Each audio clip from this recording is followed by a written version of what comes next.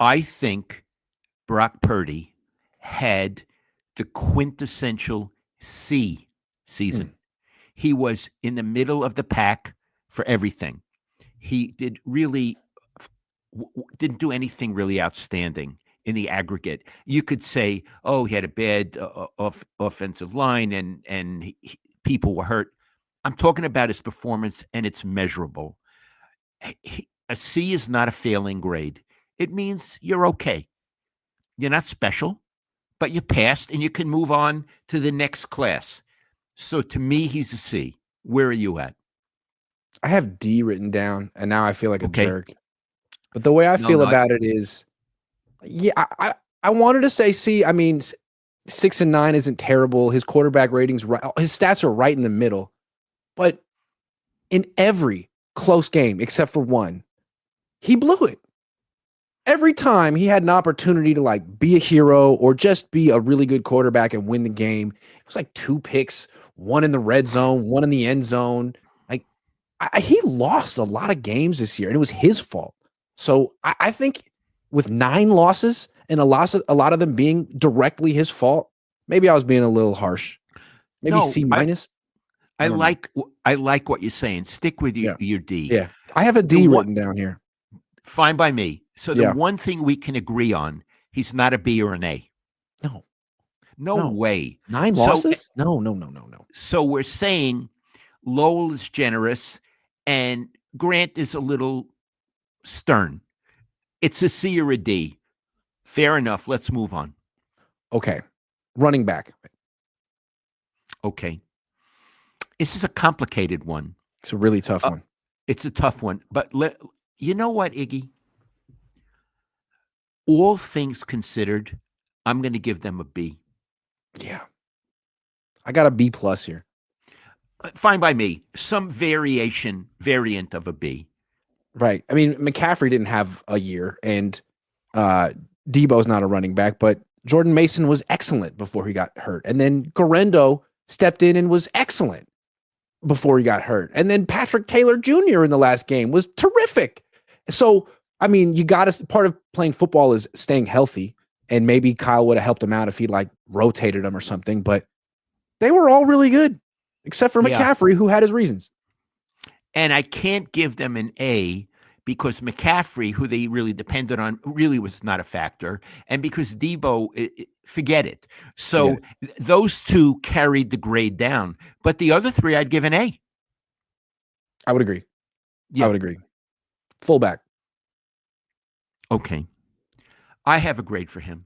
Mhm. I'm going to give him an I. And I usually means incomplete, but not in this case. The I means irrelevant. Yeah. Yep.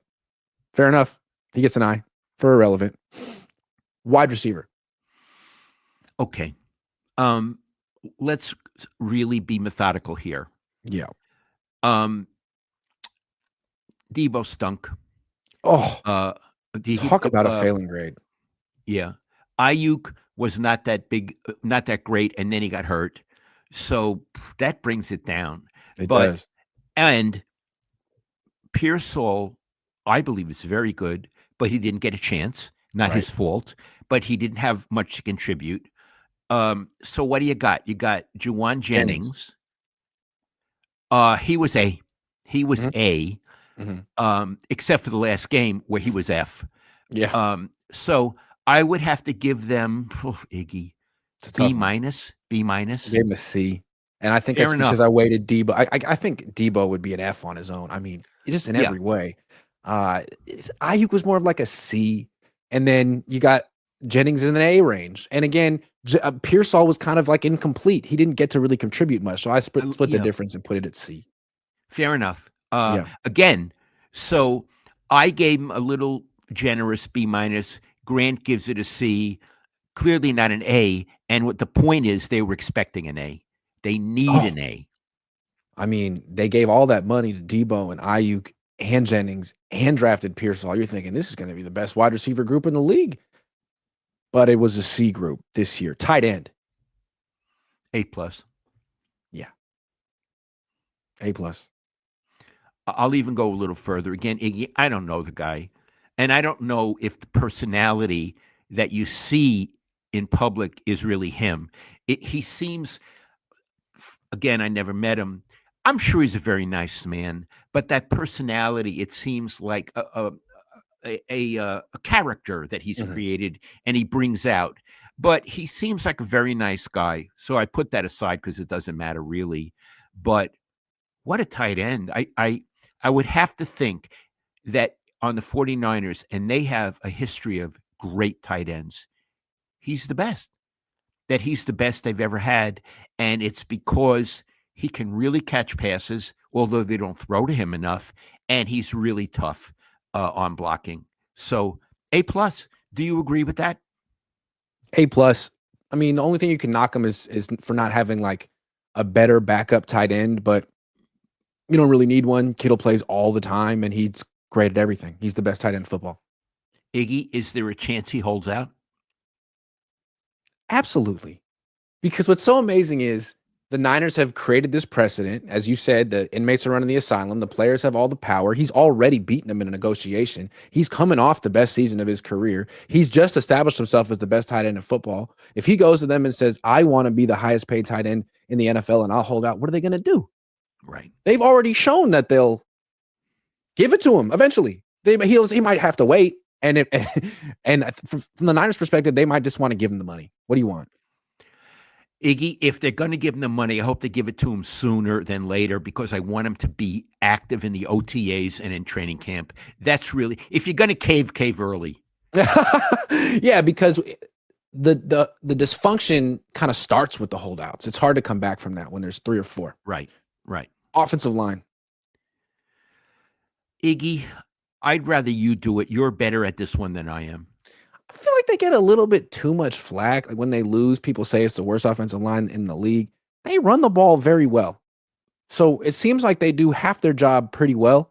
And then in pass protection, they're not good. But I think when you watch the NFL, pass protection around the league isn't very good in general. So Trent Williams wasn't there very much this year. Dominic Pooney had a really excellent rookie season. I gave him a C plus. Sounds fair to me. Yeah.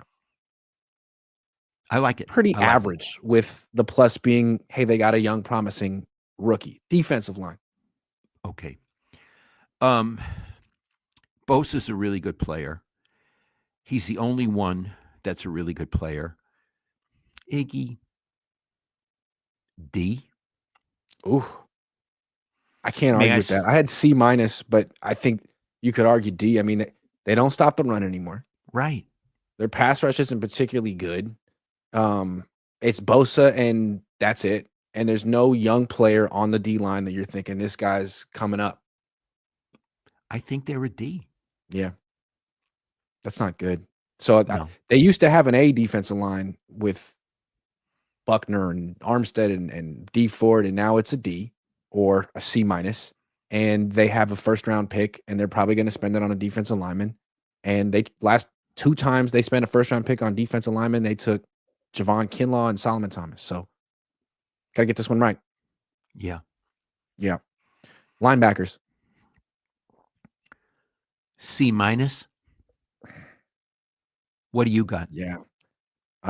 Greenlaw didn't participate. That was a big loss. Devondre Campbell was the worst starter on the team, and he quit. He hurt him more in not playing than he did in playing, and he hurt him playing. And Fred Warner had a broken ankle and really wasn't as effective without Greenlaw out there. So C minus. Okay. These are some harsh grades, but Yeah. they had a 6-11 season. Yeah. Secondary, defensive backs. Okay. Let me say this. I think, talking about units on the team, I think they're the most gifted of every unit. Now they may lose some of those guys, but I think they're really gifted. On the other hand, they gave up a high passer rating, didn't they? Well, let's hold on. I don't think they did. They for a long time they were one of the best passing defenses in the league. Hold on. Let me get the numbers for you real quick. Opponent average team passer rating. The 49ers were at 92, so right in the middle. They got lit up a little bit at the end of the season. Okay. Iggy, I'm going to give them a B plus. I have him a B plus too. Really? I do. Diamondo Lenore, good player. Talanoa Funga, good player. He gets hurt more than you want, but when he's out there, he's really good. Ronaldo Green, rookie, really good. Malik Mustafa, rookie, really good. So promising group. I think they're the most gifted, the most promising. Compare them to the defensive line. Yeah, so far the only good grades we've given out so far are running back, tight end, and DB. That's it. Okay, yeah. I mean, we got a lot of C's and D's, except for those ones. I think we've given out only C's and D's, except for those ones. And again, please, when you write to us, don't say, well, they had a lot of injuries. We're talking about the measurables, how they did.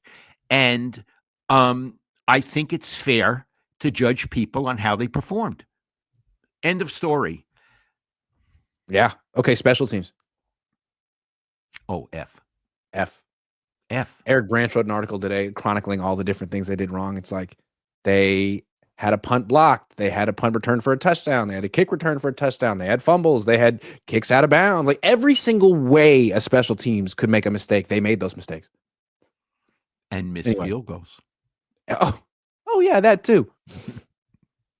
Coaches. Okay, let's start with the defensive coordinator, who is perhaps dangling by a thread. I'll give him a C minus.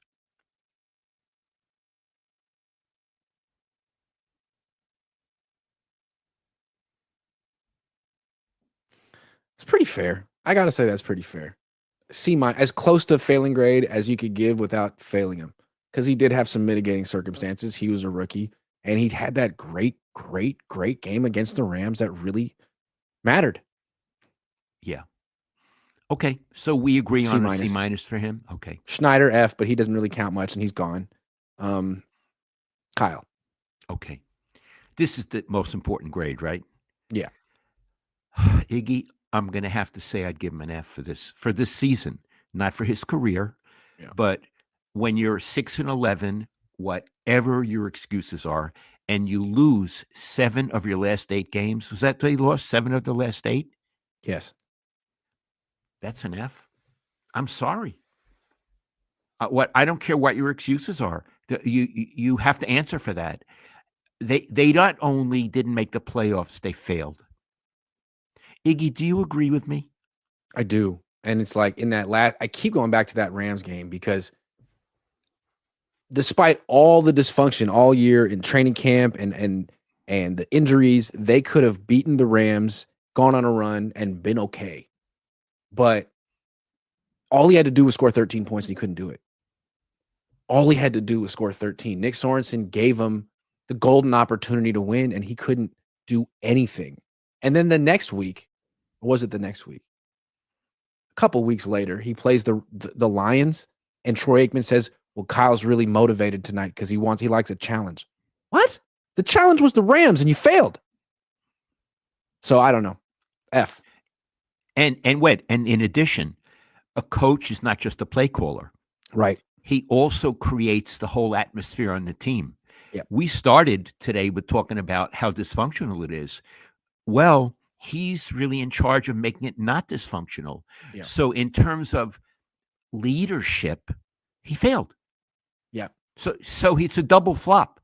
And if you're looking at this team as like a real failure of culture, a team where it's not a team, as you said, and the peoples who are the person who's supposed to be the leader isn't a leader, how many games would this exact team have won with all the same injuries if they had a different type of coach, someone who's not just a monotonous droning play caller, but someone like Jim Harbaugh, Nick Sirianni, Dan Campbell, someone who doesn't call any plays, but is there. We were talking about it. It's like the guy on the cooking show who comes in and fixes a dysfunctional restaurant and gets it running. Like there are coaches who do this. Harbaugh's one of them. The Niners could use that. If they had Harbaugh this season, let's talk about it. I think they would have been at least 8-8, but they might have been 10-6, like the Rams, and they might have beat the Rams.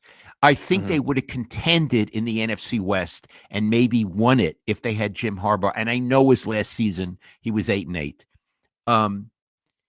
Oh, and I understand you can't be 8-8 because there's 17 games. So I'm saying they would have been maybe 10-6, 9-8, something like that.